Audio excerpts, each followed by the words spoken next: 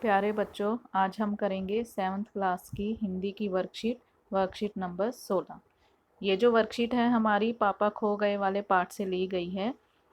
तो हमारी कल्पनाओं का संसार बहुत ही विचित्र है। जब हम कल्पनाओं में खो जाते हैं यानी यादों में खो जाते हैं तो हमें ऐसा लगता है कि हर चीज़ बोल रही है, चाहे वो निर्जीव ही क्यों ना हो। तो निर्जीव चीज़ें कौन सी होती हैं? जो मूवमेंट नहीं करती, गति नहीं करती। तो जब हम सोच रहे होते हैं उनके बारे में तो वो बोलती भी हैं, चलती भी हैं, नाचती भी हैं। तो ऐसे कई अनुभव आपने भी किए होंगे। तो ये जो लेसन है ये एक फैंटेसी यानी काल्पनिक घटना पर आधारित है, जहाँ बिजली का खंभा, पेड़, लेटर बॉक्स, कौआ आपस में बातें करते हैं। तो पाठ में एक लड़की भी है जिसे अपने घर का रास्ता नहीं पता, तो उस लड़की की समस्या का समाधान भी ये निर्जीव वस्तुएं ढूंढ निकालती हैं।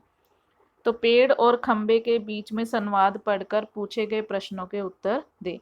पेड़ कहता है, मुझ पर भी एक रात आसमान से गड़गड़ाती बिजली आकर पड़ी थी। वो बिजली थी या आफत, याद आते ही अब भी दिल धक धक करने लगता है।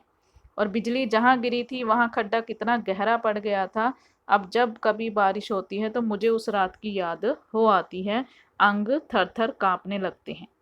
खंबा कहता है, मेरी तबीयत ही लोहे की है, जो मैं बीमार नहीं पड़ता, वरना कोई भी इस तरह बारिश ठंडी धूप में खड़ा रहे तो जरूर बीमार पड़ जाए।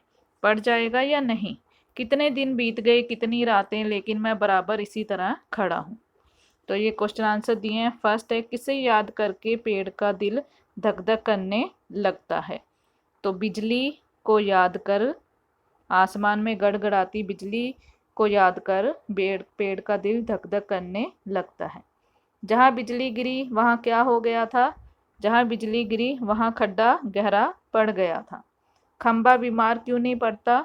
लोहे का होने के कारण खंबा बीमार नहीं पड़ता। आसमान में बिजली क्यों चमकती है? जब बादल गरजते हैं, बादल अपना पानी ले बरसने को जब लेकर आते हैं तो बिजली आसमान में चमकती है। गतिविधि दी है आप लोगों की एक्टिविटी के लिए। आप भी किन्हीं दो निर्जीव वस्तुओं के बीच में संवाद अपनी कल्पना से लिखिए। यानी कोई भी आप निर्जीव वस्तुएं ले लीजिए, कुर्सी, मेज, ये मूवमेंट नहीं करती हैं, ये निर्जीव हैं। तो इन दोनों की आपस में बातें लिख दीजिए कि भी हाँ मेज तुम कैसे हो, वो कुर्सी कहेगी, मेज कहेगा हाँ मैं ठीक हूँ, तुम बताओ तुम कैसी हो। तो इस तरह से जो आपस में उनकी बातचीत है वो आप अपनी कल्पना से लिख सकते हैं।